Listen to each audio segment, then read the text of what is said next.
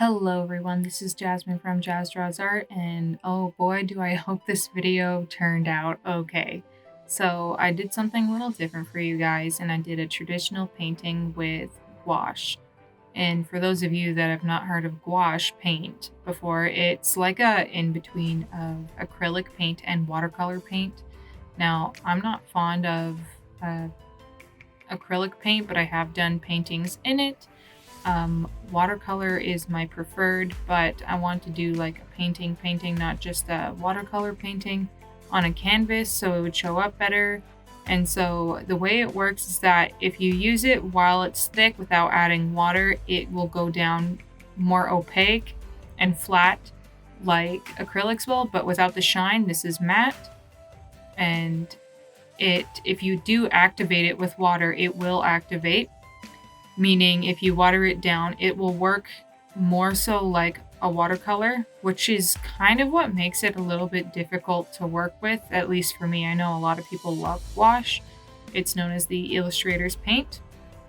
But for me, it's kind of hard because to add like wash layers, which is what I'm used to, especially with watercolor, but to have them be opaque enough and not pick up the background, it's really difficult to do it.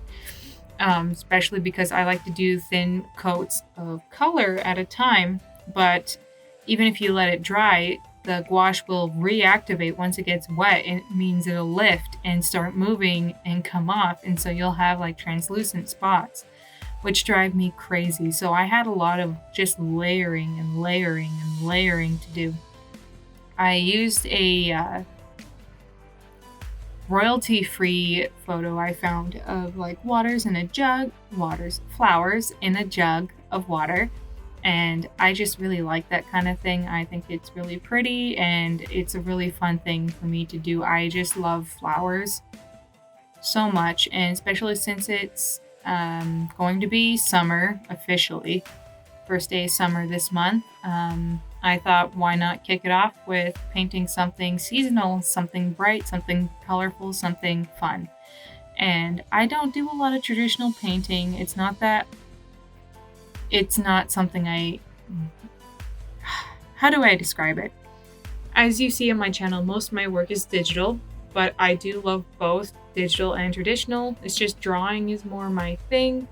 But if I want to do something in color, and it's traditional, I will probably paint it, just because having to draw something out and then color it by hand on paper is just a little bit more annoying for me, because you have to do a lot of like thinking and how it's gonna blend up like optically with whatever colors you have, and make sure that you don't screw it up, and that it doesn't bleed through the paper, depending what kind of medium you're gonna use. But paint is something that just always has a nice effect. You don't have to be perfect with it. I didn't try to be super technical with this. I just kind of went with what I thought looks nice. So it's a little bit looser than my other stuff, but I still think that it turned out really pretty and that I liked it a lot. It did take me like a couple hours to do this. I ended up painting some tulips, and then it had like these little whitish, purpley, and pinkish flowers in it, and then with a bunch of greenery, which I had a lot of fun with. I actually haven't used my gouache paints since shortly after I graduated from art college, which was in 2018. So probably the last time I used it was 2018, 2019, and I haven't really touched it since. Only because, again, it frustrates me. I prefer watercolor, and then I got really into doing other kinds of art, and so I just put these away and haven't looked at them in a long time. They used to frustrate me so much.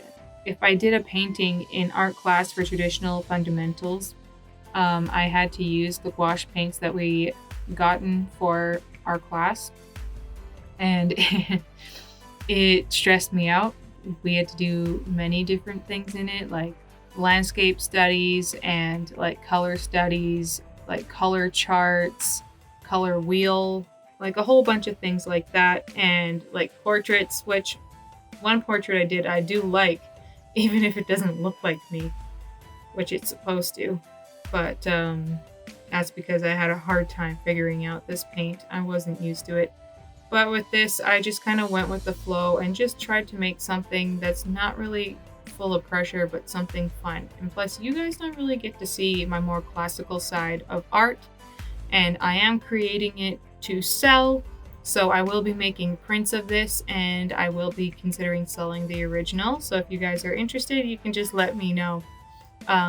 And you can do so by going to my website, jasminehume.com. It'll be linked in the description below.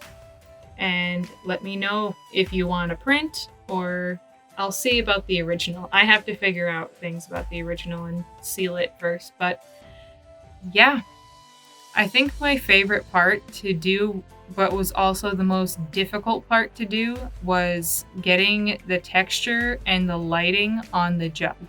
I really like reflective. It was a metal jug, but not like a shiny hard surface. It's kind of like that hammered tin look where it has like the kind of squares of reflective colors in it, little bits of blues and flecks of the surrounding environment.